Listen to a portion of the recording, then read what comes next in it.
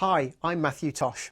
This is another junk food science lesson based on the spoof television news report about a proposed ban of foods deemed unhealthy to under-16s.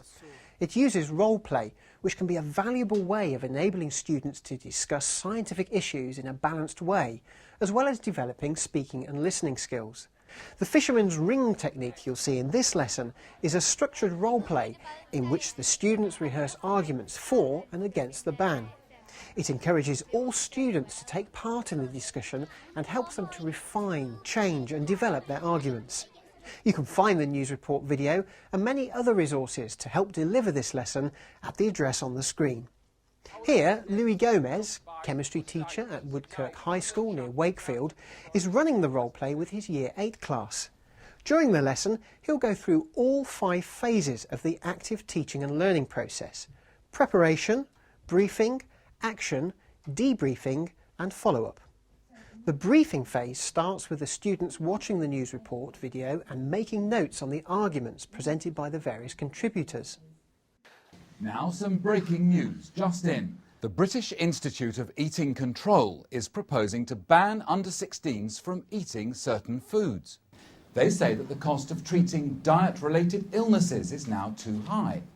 From the outset, I did actually tell them to be thinking about what evidence and what pros and cons are there for introducing the ban or not introducing the ban. Once the video has finished, Louis asks students to share the points they have recorded with the whole class. Before the action phase of the role play, students take some time to produce their own personal lists of arguments for and against the ban. They will need time for this, and you'll need to ensure that all students are fully prepared. The parents complained that, well, some of them might not be able to have time to cook or can't cook, right. So it'll be harder for them. People need healthy food and the schools are doing that, so it'll be easier for them because it's a law now. What evidence did we have? Because this is a science class, what sort of scientific things? That you can get cancer. Increased chance of cancer. When they did the graphs on the video of the rise of obesity. Would that be evidence for or against the ban? For the ban, yeah. Nowadays, the curriculum is sort of geared more towards not just facts and figures, but they're actually towards, what you actually think, what are the pros and cons for this type of action that we could do within science, and I think it's opened out a bit more into that. To start the action phase, students sit in 2 concentric circles, so that each student is sitting facing another. Louis then explains how the fisherman's ring activity will work. The students sitting in the inner circle are given 2 minutes to argue the case in favour of the ban to their partners sitting opposite, who should listen without making comments. The students in the outer circle then have 2 minutes to present the arguments against the ban to their partners.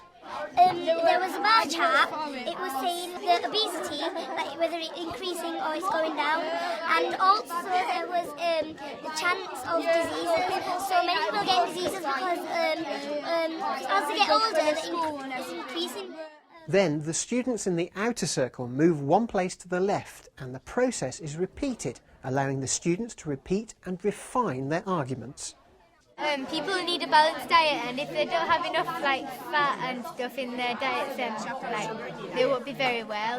The NHS, it's trouble for the NHS because it gets £4.2 billion and it gets doubled it every year, so that'll be £8.4 billion. So it's most patients are coming in and it's costing too much.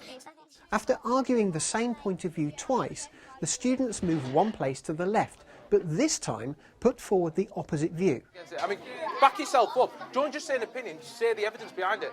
It just makes you get stronger with all the healthy food. If you've got kids that are not too forthcoming with, putting their hand up all the time, it's a really good task to actually get them, stood up out of their seats, moving along to the next person, and, they could actually, even though they're not being really vocal within the, the public sort of arena, if you will, they're being, they're just talking to it one-on-one, so I think that actually worked well. Once the students have repeated the for and against arguments twice, the teacher debriefs them by asking different students to outline their arguments. The teacher has an opportunity to correct any misconceptions at this point and summarise the key points made. OK, so arguments for the ban. saying that it'll help keep the costs down for things because of the healthcare implications. Because they're on about it's going to double by 2050, but if they can stop this obesity, it'll cut back on the cost a lot, which helps with stuff like the recession, things like that. They have more money in the government for other things that are more important, so they're not wasting the time because people are obese. It'll decrease that. They won't need to care for people getting cancers. Brilliant. Often. What I really loved about Matthew's answer there is that he not only spoke about the argument, he also actually sort of threw in a bit of the evidence there, didn't he? Because he's sort of talking about the increased risk of like cancers. As a follow-up, students use evidence, their scientific knowledge and understanding to compose a letter to the fictional British Institute of Eating Control, explaining their arguments for or against the ban. I've never tried anything like that within a science lesson, but you know, to my surprise, it actually worked really well. Because so many ideas were being explained in advantages, disadvantages, what other people thought, the final task of writing a letter to the director of the company. Usually when you ask kids to do something like that, they're like, oh, not that. But they actually just got on with it, and they were quite engaged to do something like that. So I think it sort of did lead them up to actually, putting their own ideas individually down on paper. So yeah, it worked well.